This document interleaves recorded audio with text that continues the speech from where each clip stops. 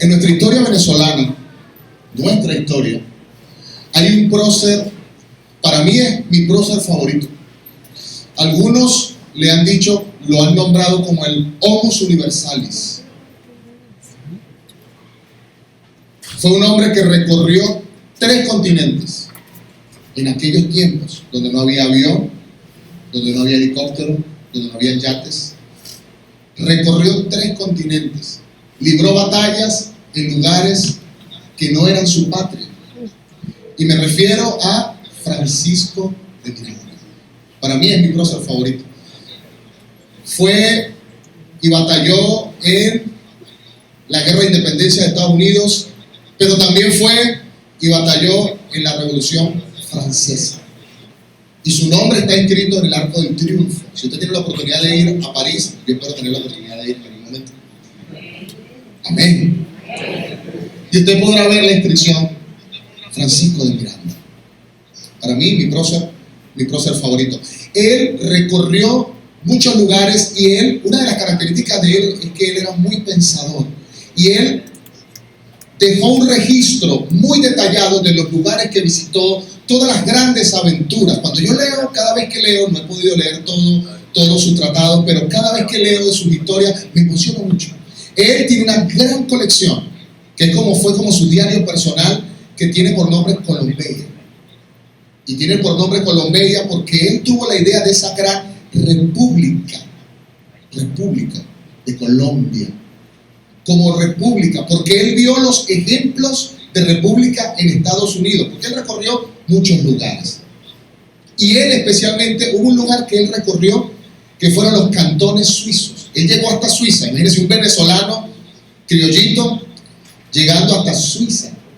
Y cuando él llegó a Suiza y recorrió varios cantones, él notó algo bien interesante, que unos cantones eran más prósperos que otros.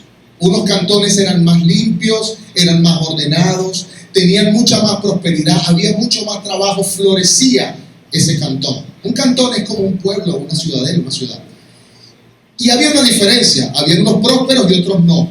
Y él comenzó a ver, estoy hablando de Francisco de Miranda, una persona que quizás no era creyente, pero él vio algo interesante, que los cantones que tenían el pensamiento protestante, cristiano, eran más prósperos que los que no lo tenían, que los que quizás tenían un bagaje cultural o católico o algún otro tipo de bagaje. Y él comenzó a ver por qué y a preguntarse por qué estos cantones son más prósperos que los otros. Y se dio cuenta que el pensamiento de los cristianos en esos lugares era que el trabajo era adoración a Dios. El trabajo y todo lo que hacían era considerado por ellos como adoración a Dios. Por eso ellos salían con una disposición y con una actitud totalmente diferente a como salían los cantones vecinos. Eso queda registrado en la historia y hoy también podemos hacer un análisis de la historia y podemos ver eso. Aquellas personas que le encuentran un sentido a su trabajo son más felices, son más prósperos, son más bendecidos. Ahora, ese concepto no es del mundo, ese concepto es de Dios. Y hoy yo quiero comenzar con una pregunta. La pregunta es, ¿a Dios le importa tu trabajo? ¿Crees que a Dios le importa tu trabajo? Pregúntale a tu hermano, ¿a Dios le importa tu trabajo?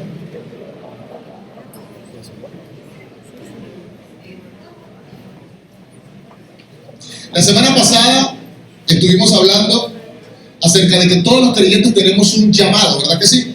Un llamado por Dios a ser hijos de Él. También llegamos a la conclusión de que tu vocación no es lo que haces, sino lo que Dios hace a través de ti. También llegamos a la conclusión de que somos y fuimos hechos por Dios reyes y sacerdotes, sacerdotes para vivir toda nuestra vida dedicada y santa a Él. Y que para el cristiano no existe trabajo secular. El trabajo secular es una idea del mundo.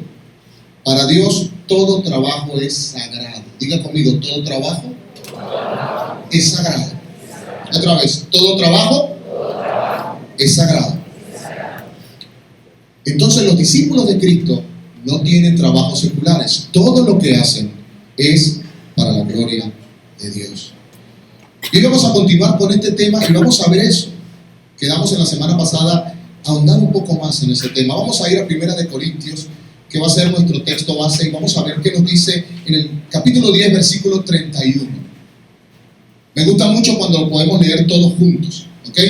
Y allí está en pantalla, no necesita buscarlo para avanzar en el tiempo. Lo leemos juntos, 1, 2 y 3. Si pues coméis o bebéis,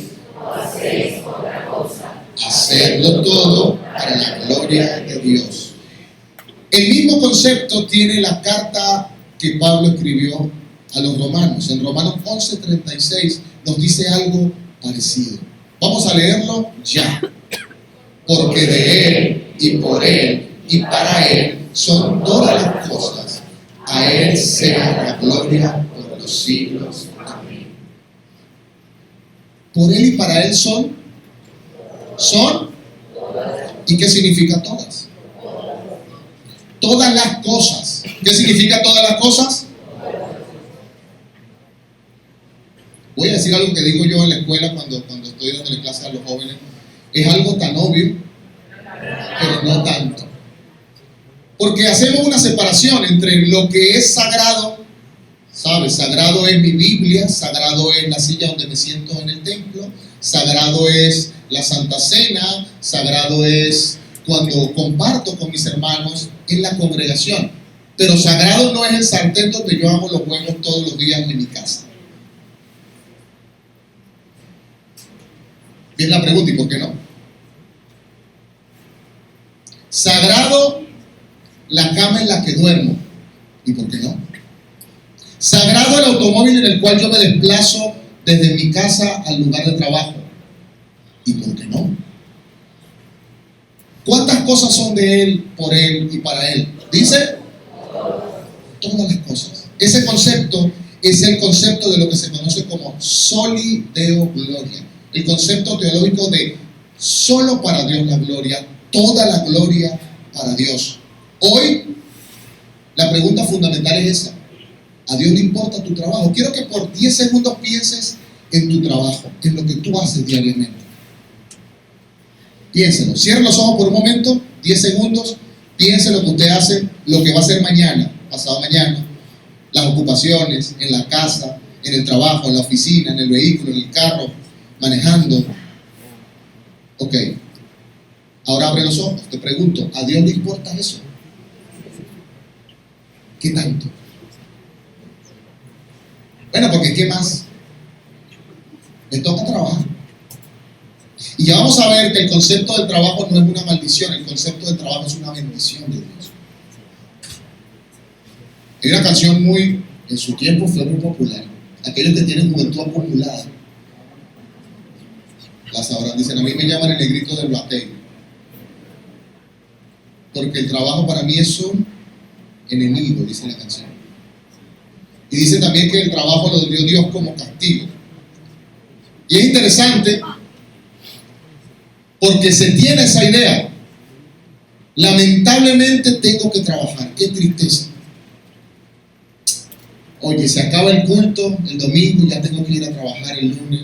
Otra vez, con la misma oficina, con los mismos amigos, con los mismos compañeros de trabajo, con el mismo jefe, con los mismos clientes. ¿Qué problema?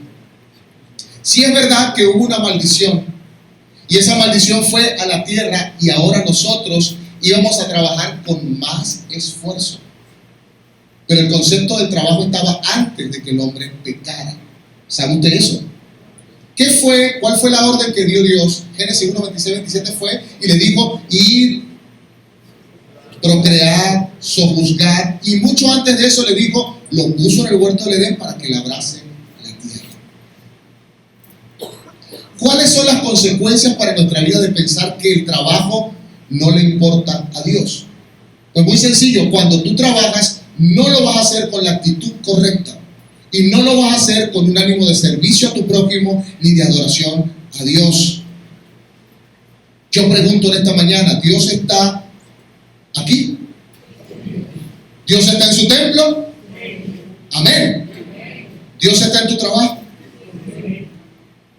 ¿Sí está en tu trabajo? Cuando la gente pasa, y eso es cultura de nosotros, latinoamericana. Cuando nosotros pasamos por el frente, hablo de nosotros como cultura general, y pasan, usted ve que alguien pasa por el frente de una iglesia, ¿qué hacen? O pasa por el frente de un cementerio.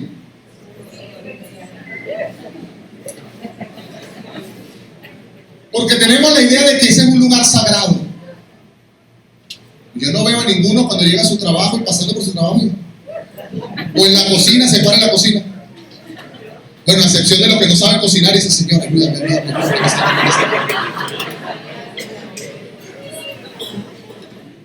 Porque tenemos una idea de que aquí en el templo está Dios está aquí. Pero Dios en mi casa no está. Y ese ha sido el error. Por eso nuestra cultura no ha sido transformada.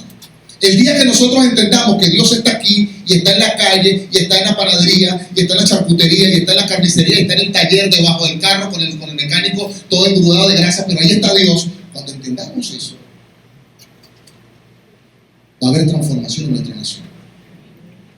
Y esto me recuerda a una historia muy peculiar. Una señora del campo, la gente iba y le evangelizaba, iba a su casa estaba retirada y tenía unas gallinas, tenía gallos, tenía cochinitos, tenía vaquitas, pero especialmente tenía muchas gallinas. Y a ella le predicaban y ella decía, no, yo no. Finalmente recibió al Señor y le invitaban a la iglesia. Doña, venga a la iglesia. Y dice, no puedo ir a la iglesia. Muchacho, tú sabes que si yo me voy, el gavilán se come las gallinas, decía ella. Tengo que quedarme aquí. No, pero venga a la iglesia. Y nada, semana tras semana, un día alguien le dijo, mire, usted tiene que confiar en Dios. Dios está aquí y Dios va a cuidar a sus gallinas del gavilán. No se preocupe. Sí, mijo, sí. Y fue el domingo a la iglesia. La convencieron. Y el pastor estaba predicando fervoroso y le dijo, claro que sí, Dios está aquí. Y la señora se levantó toda asustada, y mis gallinas. Y salió corriendo. Parece chiste, pero es anécdota, porque a veces estamos así. Dios está aquí, pero en mi casa no. Con mis hijos no. Y hay un gran problema, un problema de paradigma, de la mente. Miren, ya no se necesitan lugares ni personas para acceder a la presencia del Señor. Lo voy a volver a decir. No se necesitan ni lugares ni personas. En el Antiguo Testamento, la gloria de Dios descendía en un lugar en específico. Había un templo para eso. Dios lo mandó a construir y allí lo que se conoce como la Shekinah. ¿Verdad que sí? La Shekinah de Dios. Y descendía allí y solamente podían presentarse ofrendas a Dios por medio de una persona. ¿Quién era esa persona? El sumo sacerdote. Había un sacerdote que presentaba en nombre del pueblo las ofrendas por el perdón de los pecados. Pero hoy, queridos hermanos, disfrutamos de la gracia del Señor. ¿Y cuál es la gracia del Señor? Yo se la voy a decir en esta mañana, que Jesucristo se convirtió en gran sumo sacerdote, se configuró en el templo y se configuró en el sacrificio. Y Él hizo el sacrificio perfecto para que tú y yo podamos entrar libremente y presentarnos ante el trono de la gracia.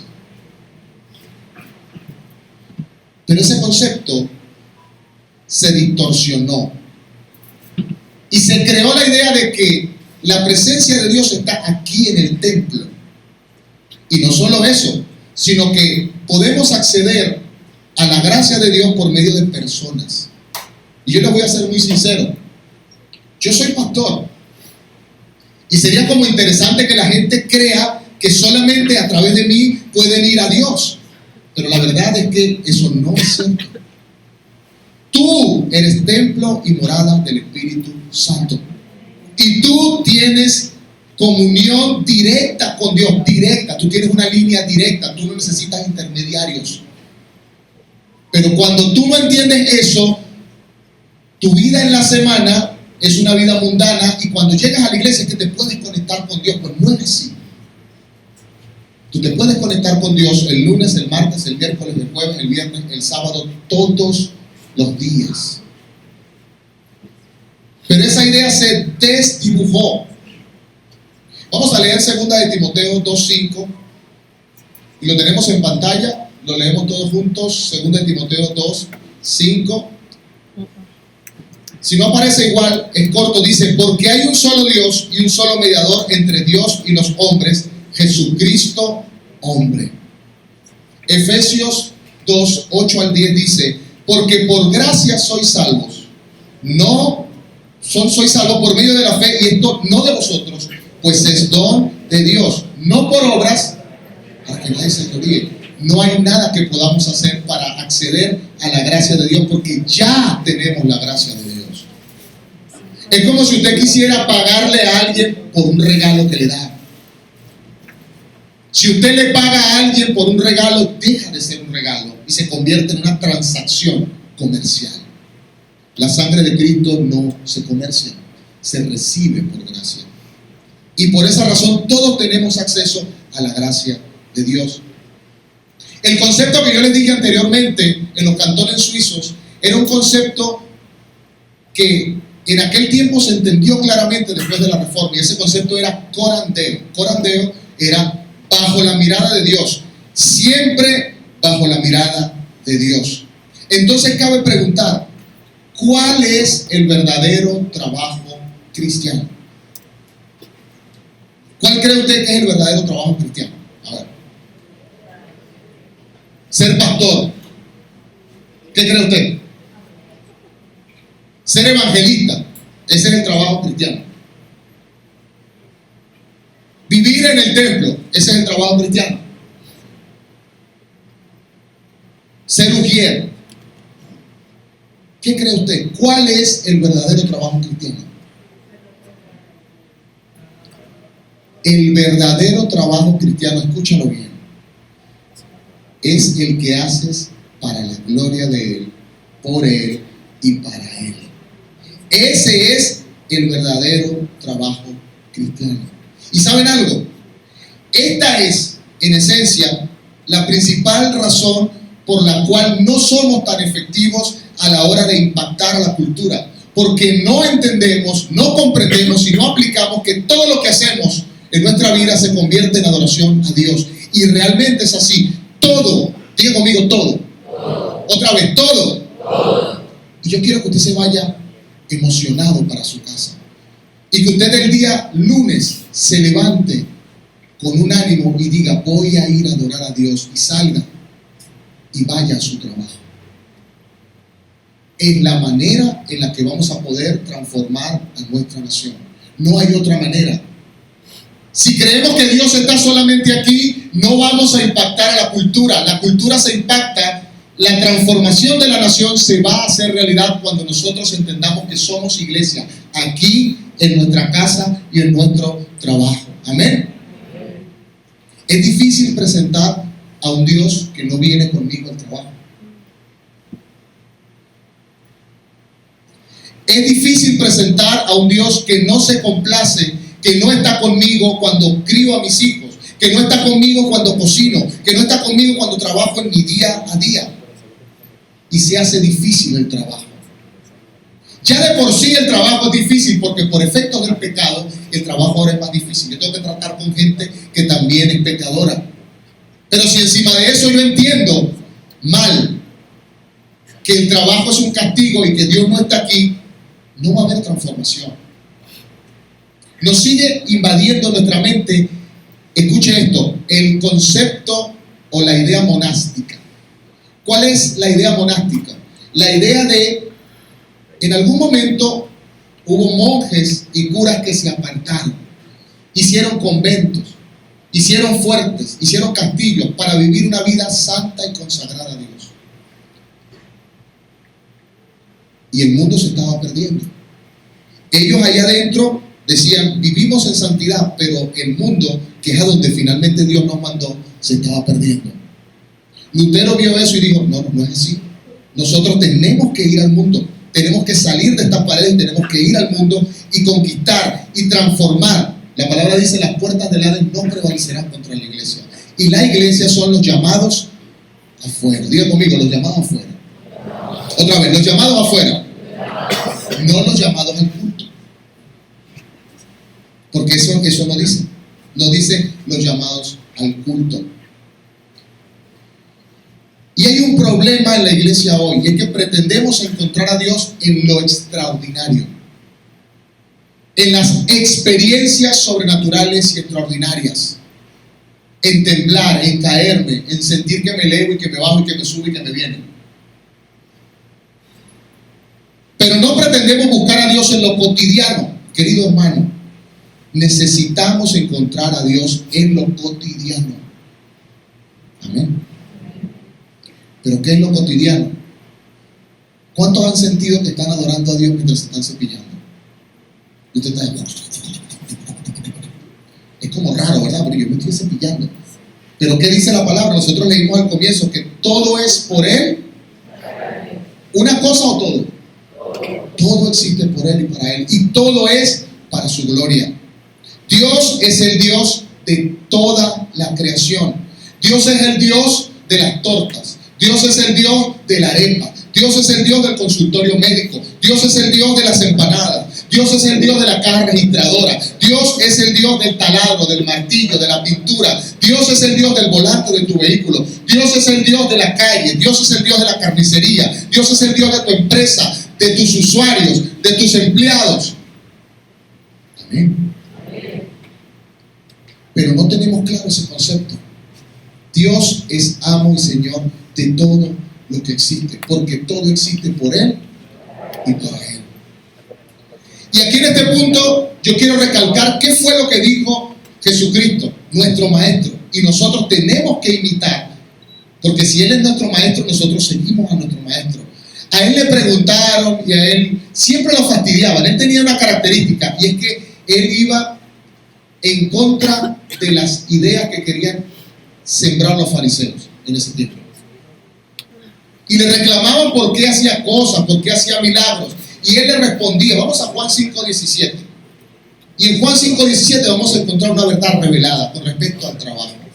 Dice, y Jesús le respondió, mi Padre hasta ahora trabaja. Mi Padre hasta ahora trabaja. Juan 5:17, mi Padre hasta ahora trabaja y yo trabajo. Eso fue lo que le respondió Jesucristo a los fariseos. Mi Padre hasta ahora trabaja y yo trabajo. ¿Usted se imagina a Dios trabajando?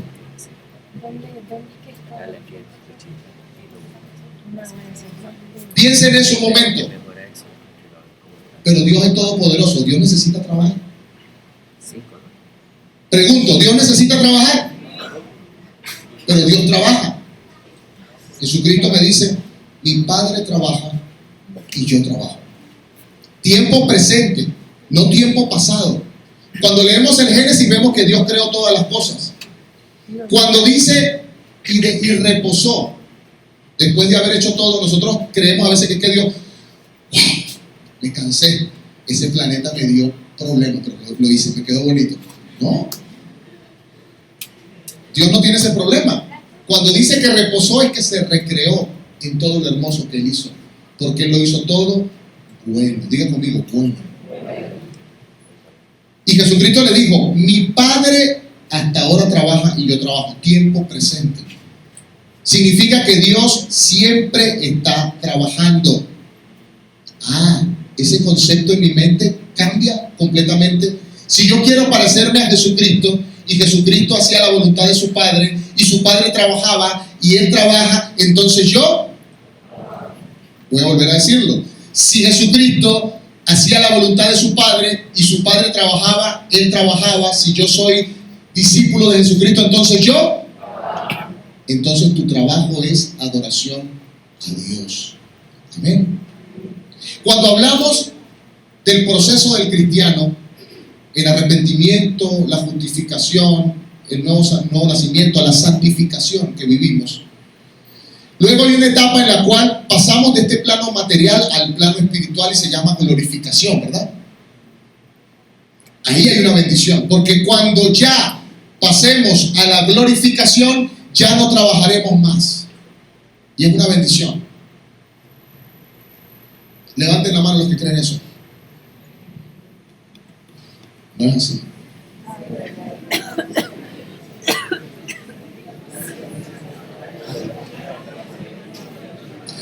problema. ¿Sí ves? Hay un problema de concepto. ¿Por qué? Porque la industria cinematográfica, la idea, la comiquita, los muñequitos, yo no sé, pero nos han... Miren, ¿qué pasaba con el gato Tom cuando se moría? ¡Pum! Y salía volando con un arpa, ¿verdad que sí? ¿Y a dónde llegaba? Al cielo. Era a las nubes. Y nos quedó esa idea, la idea de Tom y Jerry. ¿Sí? Dibujos animados de hoy y siempre, Tom y Jerry. Nos quedó en la mente. Entonces cada uno de nosotros vivimos como si fuésemos Tom y Jerry. Estamos sufriendo porque estamos trabajando aquí, porque gracias a Dios en algún momento nos vamos a ir al cielo y vamos a descansar. Pues déjeme decirle algo en esta mañana. Usted no va a ir al cielo a descansar. No. Siempre cada cosa que yo le diga a alguien que se para aquí, siempre filtrenlo por la palabra. Vamos a ir a Génesis, Apocalipsis. Vamos a ir a Apocalipsis, después vamos a Génesis. Vamos a Apocalipsis 22. Este libro generalmente lo leemos, cuando leemos todo el Nuevo Testamento lo leemos poquito a poco. Lo leemos poquito a poco. Fíjense. Cuando leemos este libro de Apocalipsis, y específicamente el capítulo 22, en el capítulo 22 comienza diciendo: después me mostró un río limpio de agua de vida. ¿Sí se acuerdan de eso?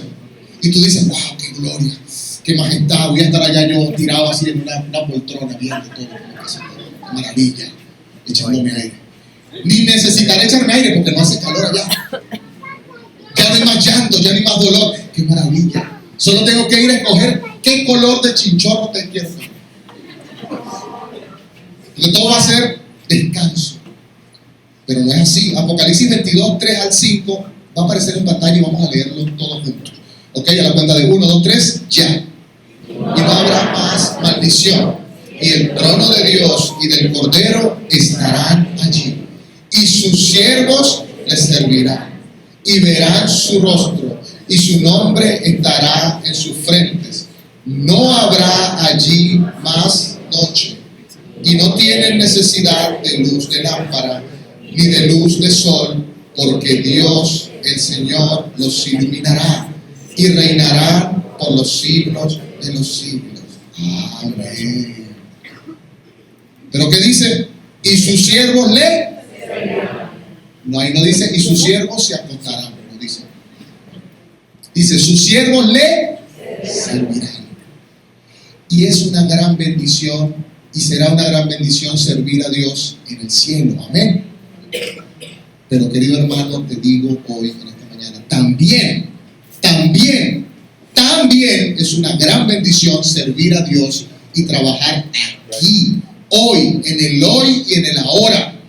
Porque es una característica propia de Dios, porque Dios trabaja.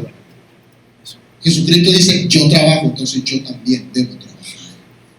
Pero no con sufrimiento ni con dolor, entendiendo que lo que hago, lo hago para la gloria de Dios. Hay un gran problema en la mente de los jóvenes hoy. ¿Qué será? ¿Cuál es mi llamado? ¿Para dónde Dios me llama? ¿Para dónde me voy? Y ya lo explicamos la semana pasada. Tu llamado no es lo que tú haces, sino lo que Dios hace a través de lo que tú haces. Ese es tu llamado. Y especialmente los venezolanos.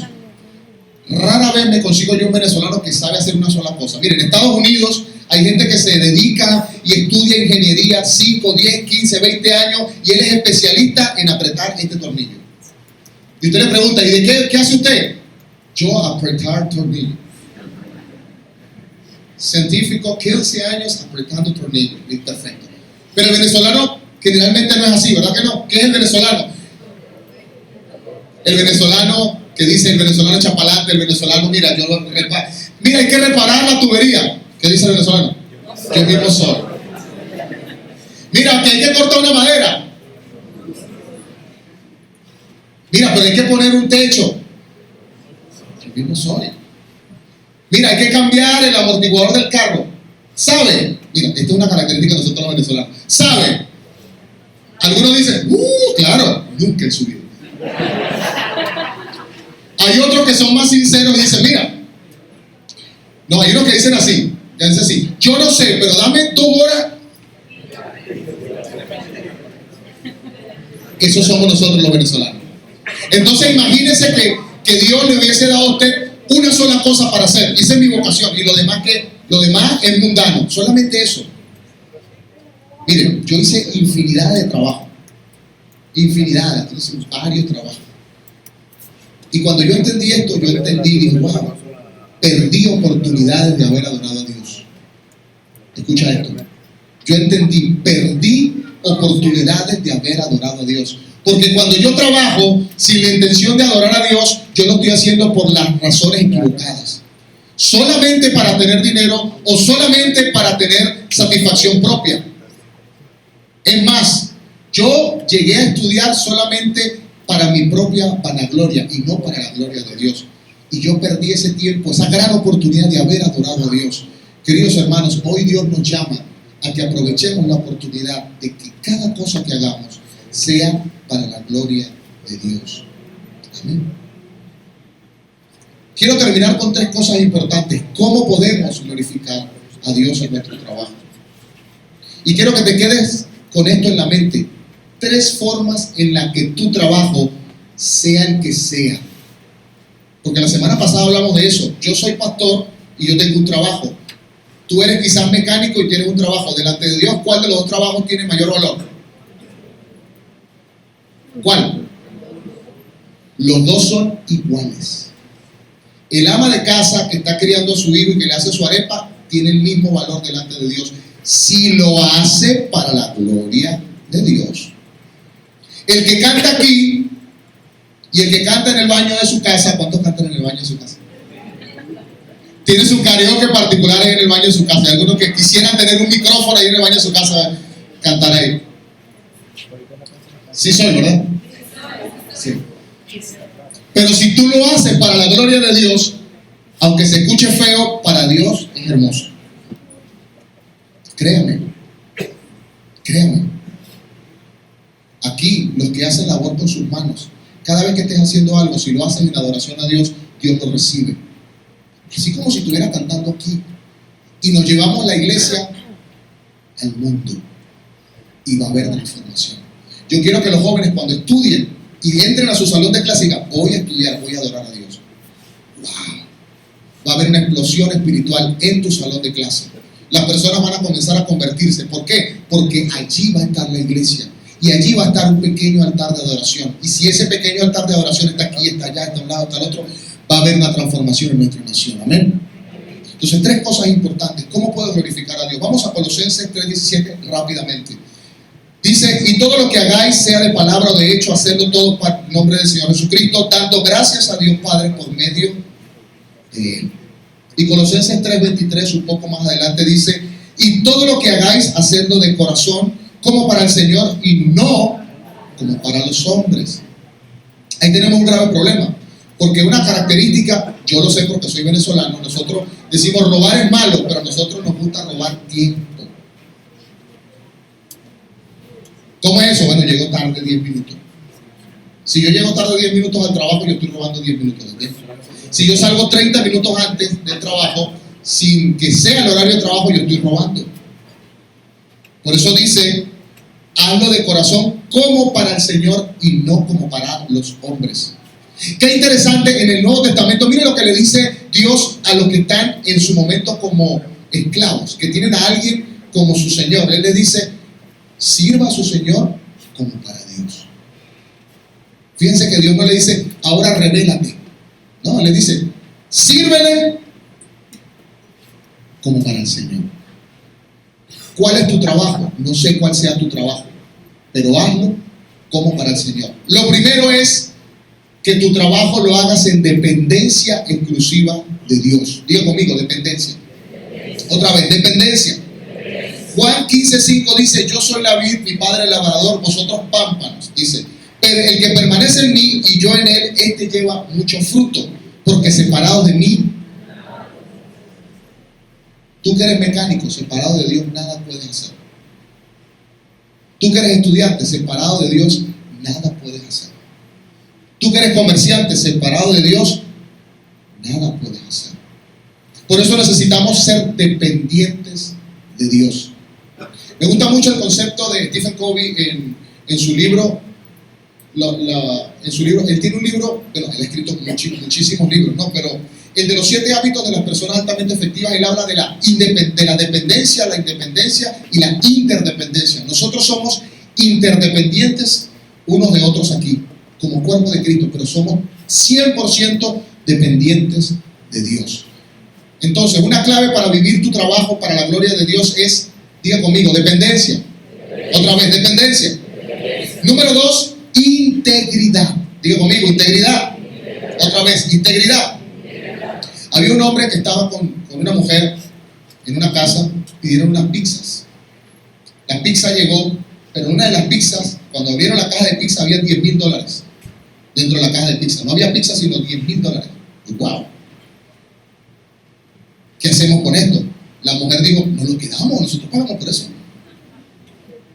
Él dijo, no, eso hay que devolverlo porque no es mío, no es de nosotros, no nos pertenece. Y es una pelea, sí, devuélvelo, no lo devuelva, lo devuelvo. No lo devuelva, lo devuelve. Él agarró su caja y vámonos, fue a la pizzería y lo entregó. Mire, a mí me llegó esta caja que debía venir una pizza y no vino una pizza, sino que vinieron $10,000. Abrió. Llamaron al gerente rápidamente, mire, Dios mío, esa era la caja que iba a ir al banco y la agarraron y se la llevaron a usted. Wow, señor, usted sí es honesto.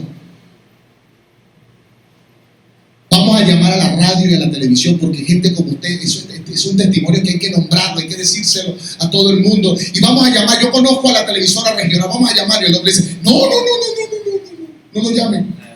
Pero ¿cómo que no? Esto lo tiene que saber todo el mundo. No llamen, déjenlo así, yo me voy. No, señor, yo insisto, usted es un héroe. Y él dijo, llamó al gerente, no puedo salir en televisión. Y él dice, ¿por qué? La mujer con la que estaba no era mi esposa.